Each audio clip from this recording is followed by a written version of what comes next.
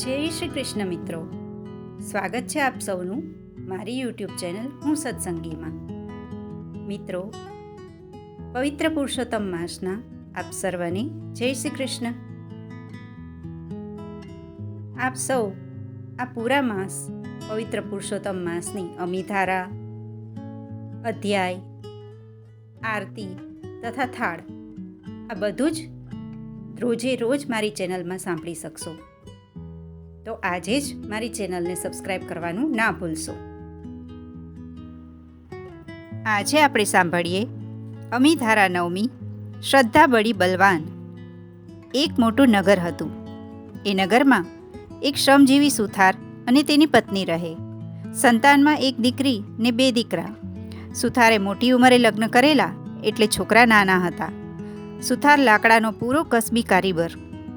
અવનવા મજાના ભગવાનના નાનકડા મંદિર બનાવે, લાકડાના બાજોટ બનાવે. આમ કંઈ કારીગીરી કરી લાકડાને કોરીને સુંદર આકાર આપે. નગરમાં એની હાટ. જોનાર જુએ અને ખરીદે. ધંધો સારો ચાલે. આસપાસના કારીગરો પણ એનાથી રડી ખાય. આમ ખાધે પીધે સુખી એમ આનંદથી જીવન જીવે છે. ભક્તિભાવવાળા 2 જીવ દેવદર્શને જાય અને પર ગજવી. આડોશ પાડોશમાંથી કોઈ આવે તો સુથાર આડો હાથ ના દે અને સુથારણ કંઈક ને કંઈક આપી છૂટે.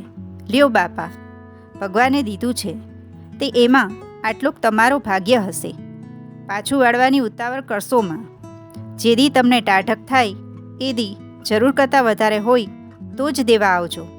આમ કહી મુઠ્ઠી વાળી મૂંઝાતાની કામ કાઢે.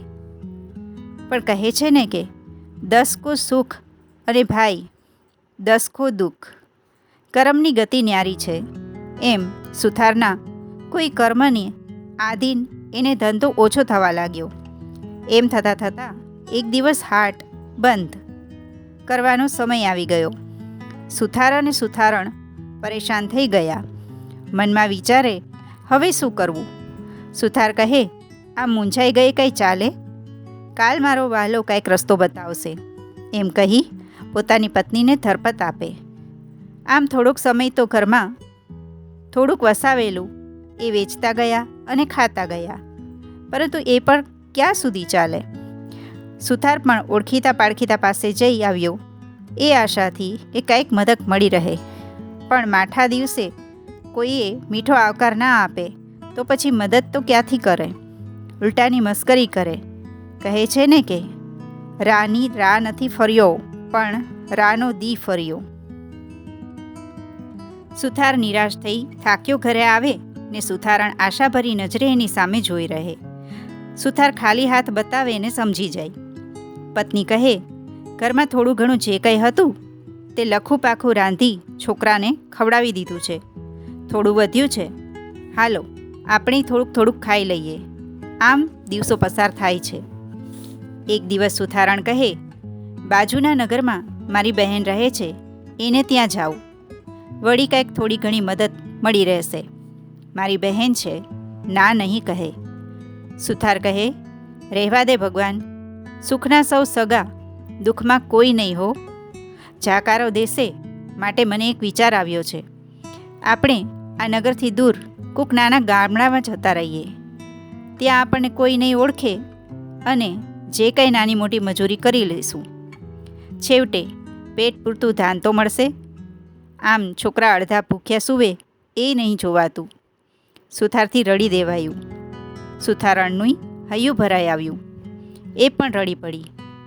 કહે, પણ જઈશું ક્યાં? સુથારે વિચારી રાખેલું. કહે, થઈ પડશે. એમ એક નાનકડા ગામમાં રહેવા આવી ગયા છે. સુથાર પોતાના સાધનો લઈ રોજ પેટીઓ રળવા નીકળી પડે છે. સાંજ પડે પરાણે પેટ પૂરતું મળી રહે છે. સુથારણ પણ પાસ પાડોશીના ટાપાટૈયા કરે. છાણ વાસીદું કરી આપે. કોકના ઠામ વાસણ માંજી આપે. આમ એને પણ થોડું ઘણું મળે તોય પરાણે 2 ટંક પૂરતું થાય. આમ દિવસો પસાર થવા લાગ્યા. કદીક સુથારને સુથારણ રાત્રે નવરાશના સમયે વાતો કરે છે. સુથારણ કહે છે, નાથ, આમ ક્યાં લગી દુઃખ ભોગવવું પડશે? સુથાર કહે, ભાગ્યવાન, આમ ધીરજ ગુમાવે કેમ પાલવે? ભગવાન સૌ સારાવાના કરશે. સુખ અને દુઃખ તો તડકીને છાયડી જેવા છે. ઘડીકમાં આવે ને ઘડીકમાં જાય. સુખ પછી દુઃખ ને દુઃખ પછી સુખ આવે જ છે. એમાં ફેર નહીં. હા, એક વાત ખરી, થોડું વહેલું કે થોડું મોડું. ભગવાનને ત્યાં દેર છે પણ અંધેર નથી હો. એટલે મનમાં ધીરજ ધરવાથી સમયને સમયનું કામ કરવા દેવાનું અને ભગવાનમાં શ્રદ્ધા રાખવાની. સૌ સારાવાના એકદી થવાના જ. ઉપરવાળો થપ્પડ મારીને લેય ખરો ને છપ્પર પાડીને દેય ખરો. એટલે એને જો લેતા વાર નથી કરી તો એ દેતાય વાર નહીં કરે. છાપરું ફાડીને દેશે. માટે જે મળે એ ખાવું ને હરિ ગીત ગાવું. પોતાના પતિના વચનો સાંભળી સુથારણના હૈયાને ટાઢક વળી છે. એણે મનને મનાવી લીધું, જે થાય તે ખરું. ભગવાન દુઃખો સુખો સવાર સાંજ રોટલો તો આપે છે. આમ દિવસો વીતવા લાગ્યા. 3 વર્ષ આ ગામમાં થઈ ગયા. રૂડો પુરુષોત્તમ માસ આવ્યો છે. સુથારે સુથારણને કહ્યું, અધિક માસ કાલથી બેસે છે. આપણે પણ અધિક માસ નાહવાનું અને પુરુષોત્તમ પ્રભુનું વ્રત કરવાનું નિયમ લઈએ.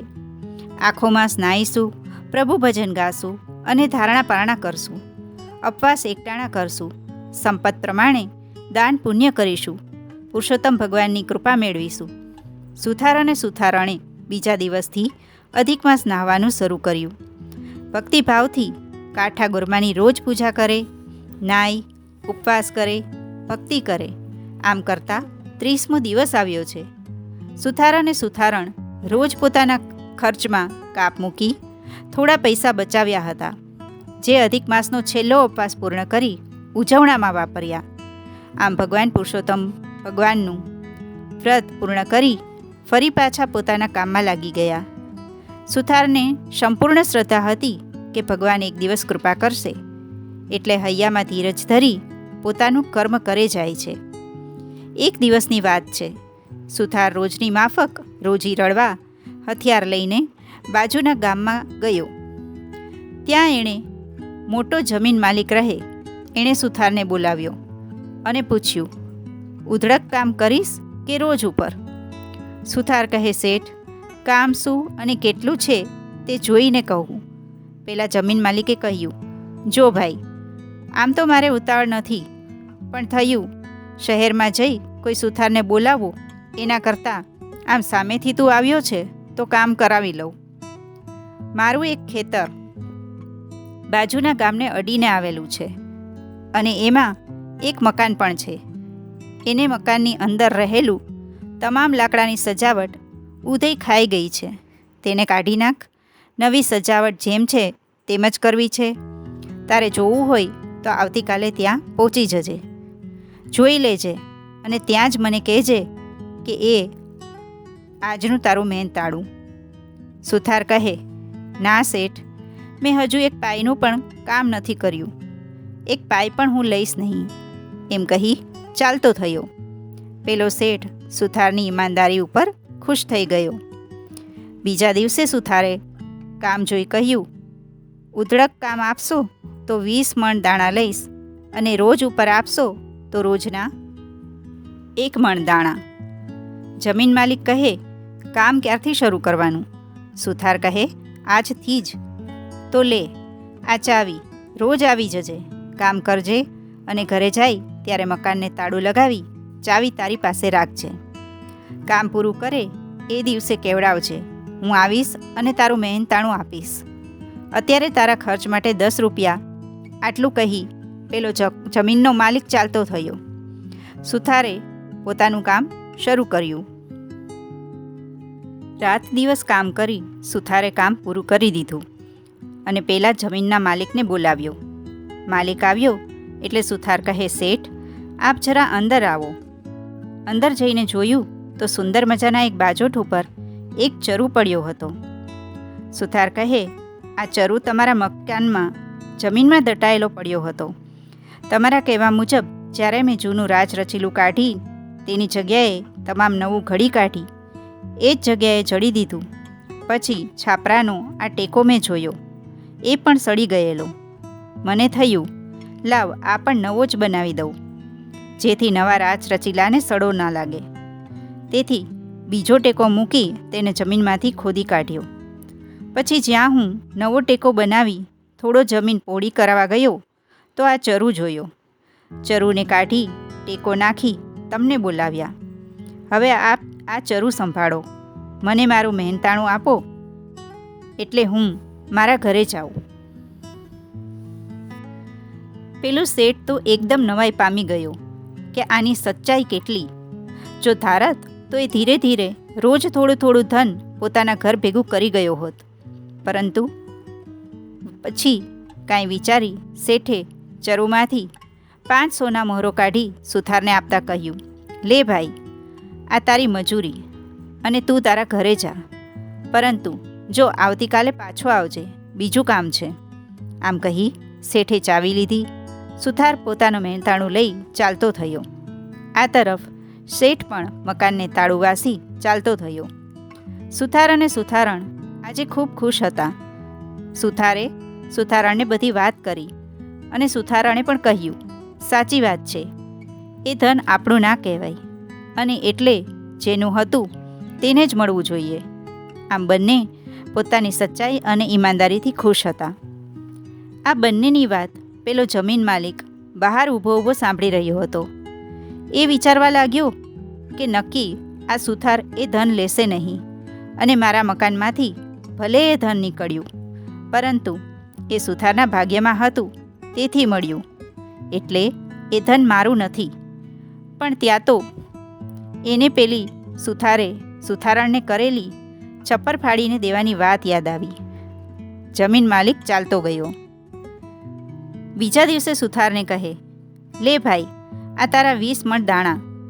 સુથાર કહે, શેઠ, મારી મજૂરીથી વધારે તમે મને ધન આપ્યું છે અને મેં એમ વિચારી લીધું હતું કે શેઠે મારી કદર કરી મને વધારાનું ધન બક્ષિસ તરીકે આપ્યું છે, તેથી લઈ લીધું હતું.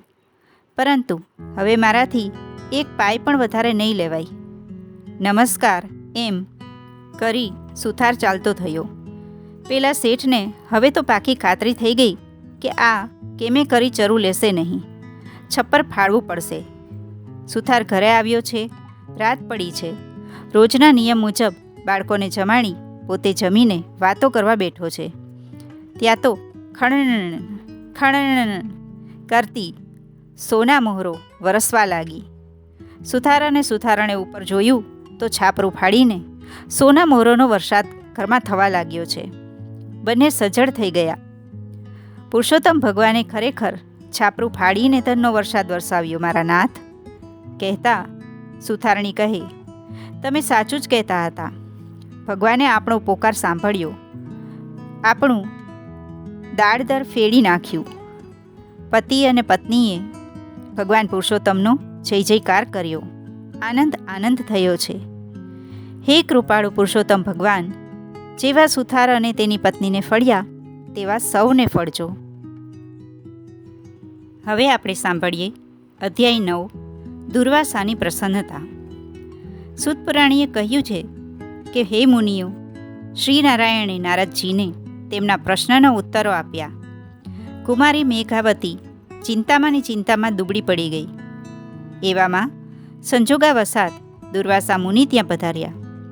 દુર્વાસા મુનિનું ક્રોધ તો ચોમેર જાણીતો હતો, પણ કોઈ વાર તે પ્રસન્ન થઈ વરદાન પણ આપી દેતા. આશ્રમમાં દુર્વાસાને પધારેલા જોઈ મેઘાવતી તેના પગમાં પડી અને કહ્યું, હે મુનિદેવ, આપના આગમનથી મારો આશ્રમ પાવન થઈ ગયો. દુર્વાસાએ કહ્યું, પુત્રી, તે તારા પિતાના કુળને દીપાવ્યું છે. તારો ધર્મપ્રેમ જોવા જ હું અહીં આવ્યો છું અને અહીંથી બદ્રિકાશ્રમ જવાનો છું. મેઘાવતીએ કહ્યું, હે મુનિદેવ, આપ જાણો છો હું અનાથની જેમ રહું છું. કોઈ યોગ્ય પુરુષ મને પરણે તેવો રસ્તો બતાવો. મારો કન્યાકાળ વીતતો જાય છે. મારું આ દુઃખ દૂર કરો. અને તેણે દુર્વાસા સામે આશાભરી નજર માંડી. મિત્રો, રોજ આવી અવનવી વાર્તાઓ, ગીતો, ભજન મંત્રોચ્ચાર આ બધું સાંભળવા માટે આજે જ મારી ચેનલને સબસ્ક્રાઈબ કરી લો. આપ સૌનો ધન્યવાદ. જય શ્રી કૃષ્ણ. રાધે રાધે.